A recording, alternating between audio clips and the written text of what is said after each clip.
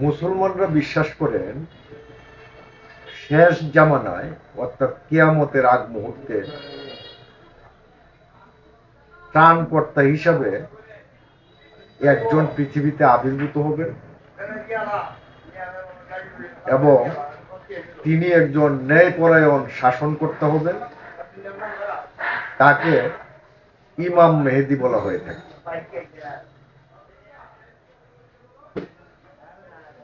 মুসলমানদের যে দুইটি গ্রুপ আছে, একটি হচ্ছে সুন্নি আর একটি হচ্ছে শিয়া। সুন্নিরা বিশ্বাস করেন যে ইমাম মাহেদী এখনো আগমন করেননি, কিন্তু শিয়ারা বিশ্বাস করেন যে তার আগমন ঘটে গেছে।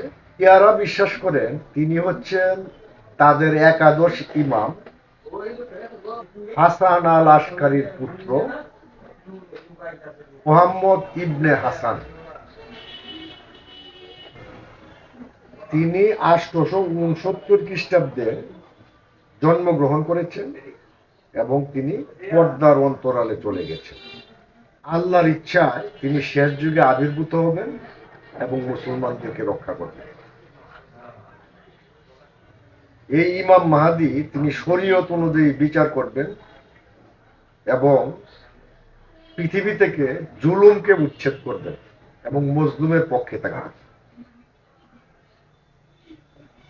আমি যে বিষয়টা বলতে চাচ্ছি সেটা হচ্ছে মাহাদি আসার পূর্বে ইসলামকে অবশ্যই পরাস্ত অবস্থায় থাকতে হবে।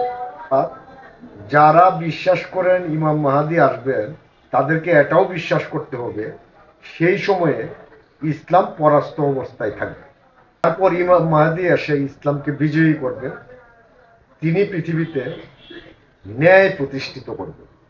এখন আজকের যে ইরান নামে একটি রাষ্ট্র আছে, আপনারা খেয়াল করেন এই রাষ্ট্রটি ইসলামী শক্তির শেষ ভরসা হিসাবে আছে এবং প্রবল প্রতাপে সাম্রাজ্যবাদের বিরুদ্ধে অন্যায়ের বিরুদ্ধে লড়াই করে যাচ্ছে। তাহলে ইমাম মাহাদি আসার পূর্বেই অবশ্যই ইরানের পরাজয় ঘটাটা জরুরি। অর্থাৎ ইরানের পরাজয় ঘটার মধ্য দিয়ে ইমাম মাহাদির আগমনের শর্ত তৈরি হতে পারে বলে আমি মনে করি। ইহুদিদের একটি বিশ্বাস আছে যে ইহুদিরা একটা অভিশপ্ত জাতি। ইহুদিরা রাষ্ট্র গঠন করতে পারে না। তারা 80 বছর পর্যন্ত তাদের একটি রাষ্ট্র টিকে থাকে এবং 80 বছর পর সেই রাষ্ট্রটি ধ্বংস হয়ে যায়।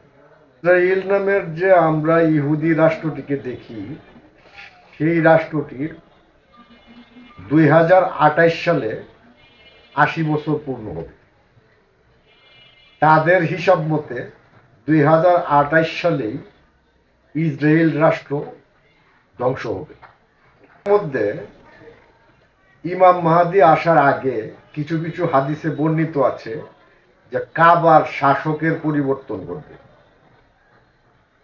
তাহলে যে শর্তগুলি আছে যে কাবার শাসন বা শাসকের পরিবর্তন ঘটা, তারপরে ইসলামী শক্তি বা ইসলামী রাষ্ট্র খুবই দুর্বল এবং পরাজিত অবস্থায় থাকা, এই শর্তগুলি প্রস্তুত হইতে হলে অবশ্যই ইরানের পরাজয় ঘটতে হবে, কাবার শাসন ব্যবস্থার পরিবর্তন ঘটতে হবে এবং সেটা ঘটার পরেই পৃথিবীতে ইমাম মাহাদির আগমন ঘটবেন। পৃথিবীতে তিনি ন্যায় প্রতিষ্ঠা করবেন, ন্যায়ের শাসন প্রতিষ্ঠা করবেন, তিনি মজলুমের পক্ষে থাকবেন এবং ইহুদি রাষ্ট্র সেই সময়ে তার মাধ্যমেই পরাস্ত হবে এবং ইসলাম পূর্ণতা লাভ করবে। এখন প্রশ্ন হইল সেটা কবে ঘটবে। সেটা কবে ঘটবে আসলে আমরা জানি না। তবে আমাদের যে ধর্মীয় বিধান আছে সেই বিধানের বা বিভিন্ন ধরনের বর্ণনার প্রেক্ষিতে আমরা অনুভব করতে পারি যে এই ঘটনাগুলি যখন ঘটবে তারপরেই ইমাম মাহদীর আগমন ঘটবে এবং তিনি এসে পৃথিবীতে ন্যায় প্রতিষ্ঠা করবেন।